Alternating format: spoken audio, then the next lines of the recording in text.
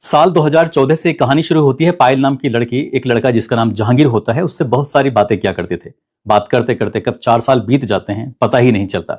एक दिन पायल जहांगीर से पूछने लगती है कि तुमसे कितना प्यार करते हो। तो जहांगीर कहता है कि मैं तुमसे बहुत सारा प्यार करता हूं। यही सवाल पलटकर जहांगीर ने भी पायल से पूछ लिया। तो पायल से पूछता है कि पायल तुम मुझसे कितना प्यार करती हो। पायल कहती है कि मैं तुमसे इतना प्यार करती हूं कि तुम्हारे लिए अपनी जान भी दे सकती हूं और किसी की जान ले भी सकती हूं। जैसे ही ये बात आती है तो जहांगीर कहने लगता है कि वक्त आने पर मुकर मत जाना। उसने कहा कि किस दिन आजमा कर भी देख लेना। इस तरह की बात थी। आखिरकार दोनों की बातचीत का सिलसिला चल ही रहा था। तभी जहांगीर कहता है पायल से एक काम करना, कोसी नदी के किनारे शाम 7 बजे के आसपास मिलना, मैं तुम्हारा पहले से वहां इंतजार कर रहा हूंगा। जब इस तरह की बात आती है तो लड़की अपने परिवार से, अपनी माँ से बोलती है कि माँ मुझे अपनी सहेली से मिलने के लिए जाना है, क्या मैं जा सकती हूँ। तो उसकी माँ ने कहा ठीक है, कोई दिक्कत नहीं, बस जल्दी से घर आ जाना। उस लड़की ने अपनी माँ से इजाजत ली और सीधा पहुंच जाती है कोसी नदी के किनारे, जहां पहले से ही जहांगीर उसका इंतजार कर रहा था और उसके हाथ में एक कुल्हाड़ी होती है। जैसे ही उसकी जो लड़की होती है पायल, वो मौके पर पहुंचती है, मौके पर आते ही उस लड़की को बातचीत करने का कोई मौका ही नहीं दिया जाता। कुल्हाड़ी से पहले उसकी गला काट देता है, उसके बाद फिर उसका धड़ा कर देता है, शरीर के 3 टुकड़े करता है। आराम से तसल्ली से बैठकर अपने कुछ दोस्तों की मदद से एक गड्ढा खोदा जाता है। गड्ढा खोदने के बाद उस लाश को दफना देता है और दफनाकर अपने काम में व्यस्त हो जाता है। बात आई गई हो जाती है। वक्त धीरे धीरे आगे बढ़ रहा था और जिस दिन ये लाश निकल के बाहर आती है तो लोगों को यकीन नहीं हो रहा था, शायद ही उस शहर का कोई घर होगा जहां पर इस घटनाक्रम की चर्चा ना हुई हो। क्या है पूरी कहानी, जानते हैं। आदाब, नमस्कार, सत श्री अकाल। मैं उस्मान सैफी। उत्तर प्रदेश के रामपुर का एक थाना लगता है गंज, और गंज थाना क्षेत्र में आने वाली एक गली है जिसका नाम है हमाम वाली गली। हमाम वाली गली का रहने वाला एक लड़का, इसका नाम राहुल होता है। राहुल काफी देर से परेशान था। अपने माँ पापा भाई सब लोगों से बातचीत करता है। जब कहीं से कोई राहत नहीं मिलती तो सीधा वो नजदीकी पुलिस स्टेशन यानी कि गंज पहुंच जाता है। जाने के बाद कहता है कि साहब, 1 नवंबर 2018 की शाम लगभग 7 बजे के आसपास उसकी बहन लापता हो गई है। उसे हमने हर जगह तलाश करने की कोशिश की, हर जगह ढूंढने की कोशिश की, लेकिन उसका कहीं अता पता नहीं चल रहा है। आप हमारी बहन को ढूंढ दीजिए। पुलिस वालों ने बातचीत तो पूरी सुनी थी, लेकिन बात सुनने के बाद ये भी जाना कि नाम क्या है। तो नाम बताया, पायल नाम है, उम्र जिसकी लगभग 22 साल के आसपास है। उसको एक फोटो भी दिखाया जाता है। पुलिस वाले देखते हैं, बातचीत करते हैं, लेकिन अक्सर ऐसे मामलों में पुलिस वाले गंभीरता से नहीं लेते और तरह तरह के कयास लगाने शुरू कर देते हैं। सबसे पहला कयास तो यह होता है कि लड़की जवान है, किसी के साथ भाग गई होगी। इस तरह का अपने मन ही मन में, भले चाहे कहे ना, लेकिन इस तरह की बात है। तो इसलिए वो शुरुआत में इस मामले को इस तरह से ले ही रहे थे और पुलिस वालों ने राहिल को ऐसे ही टरका कर वापस भेज दिया। ठीक है, इंतजार करते हैं, देखते हैं, आप तहरीर दे जाओ, इस तरह की बात थी। राहिल अपने घर चला जाता है, लेकिन उसके अंदर एक बेचैनी हो रही थी, परेशानी हो रही थी कि उसकी बहन आखिरकार गई तो कहां गई। अभी तक तो कभी ऐसा हुआ नहीं था।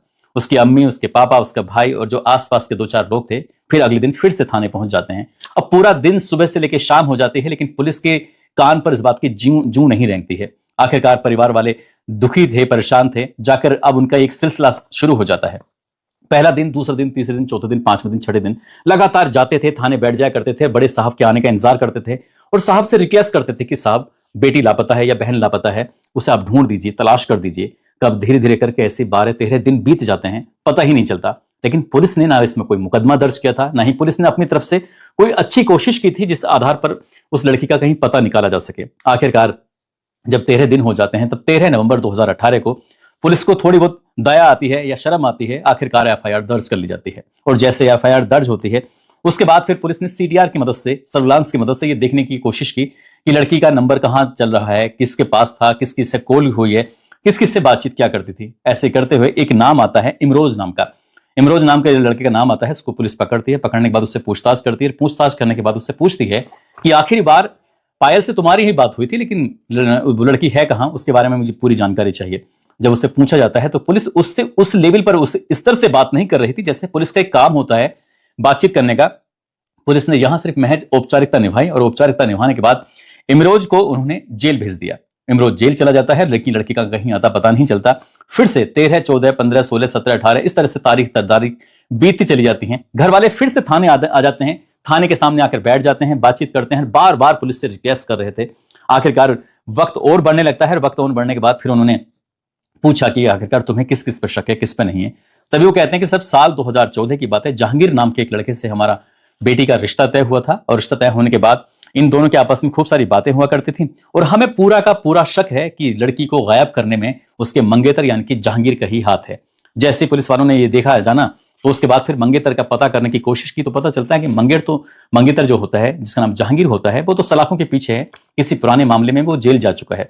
अब पुलिस वालों को यहां से कुछ थोड़ा सा शक और सुबह जो था ऐसा लगने लगता है कि कोई व्यक्ति अचानक से ही अपनी पुरानी मामले में जमानत तुड़वाएगा और तुड़वाने के बाद वो अचानक से कैसे जेल में हाजिर हो जाएगा या सलाखों के पीछे पहुंच जाएगा। तभी इन्होंने उसे रिमांड पर लेने के लिए कोर्ट से अनुमति मांगी और कोर्ट से अनुमति मिल जाती है 3 दिन की।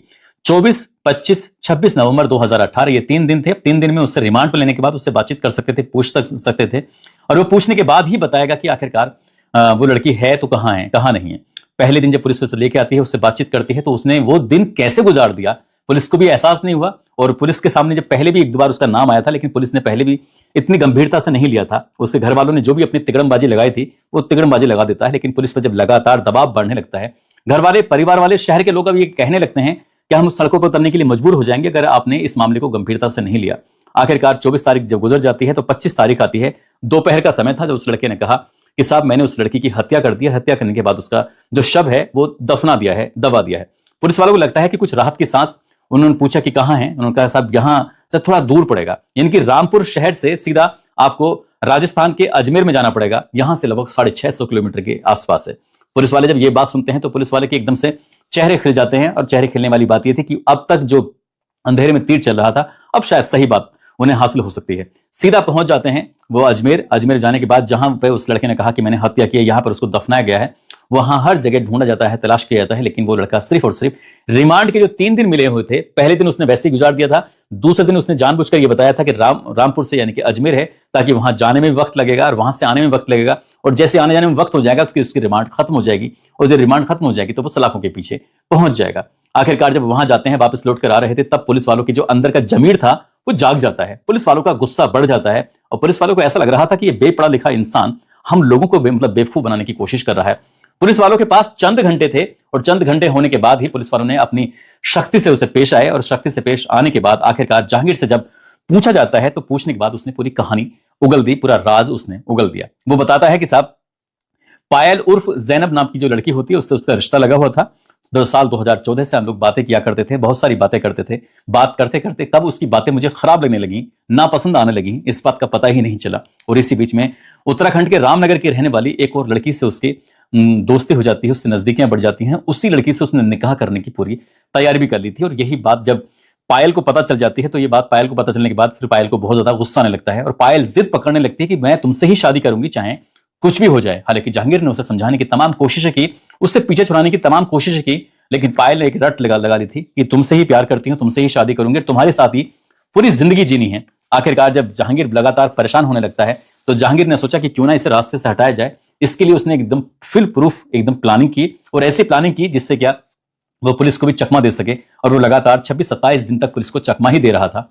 आखिरकार उसने बताया कि 1 नवंबर 2018 की शाम को उसने वादा कर लिया था कि मैं तुमसे मिलने के लिए कोसी नदी के पास आऊंगी, और ये लाने की जिम्मेदारी थी इमरोज की।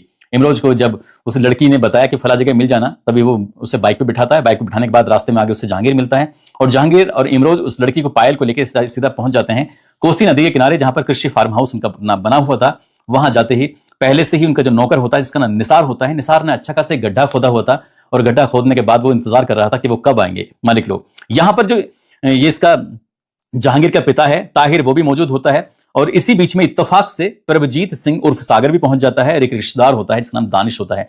ये कुल मिलाकर 6 लोग थे जो वहां पहले से मौजूद थे। जैसे ही पायल पहुंचती है, पायल ने इतने सारे लोगों को देखा, और देखने के बाद वो आश्चर्य में पड़ जाती है कि ये यहां पर पहले से ये सब लोग क्या कर रहे हैं। इससे पहले कि वो सवाल करती, कोई बात करती, क्योंकि उसे तो ये बताया गया था जहांगीर तुमसे अकेले में मिलना चाहता है, तुम्हारे साथ कुछ बातचीत करना चाहता है, हो सकता है कि वो प्यार व्यार की बातें करके कुछ और भी कहानी आगे बढ़ाना चाहे। और यही लड़की सोचकर उसने बहुत सारे मन में ख्वाब पाले होंगे, उसने बहुत सारी बातें दिमाग में रखी होंगी, और यही सोचकर वो अपने उस मंगेतर से मिलने के लिए गई थी। जबकि निकाह से पहले किसी मंगेतर से मिलना शायद ये गलत माना जाता है, हराम माना जाता है, लेकिन उसके बावजूद भी वो उससे मिलने पहुंच जाती है। आखिरकार जब जाती है तो उस लड़की को संभालने का बिल्कुल भी मौका नहीं मिलता।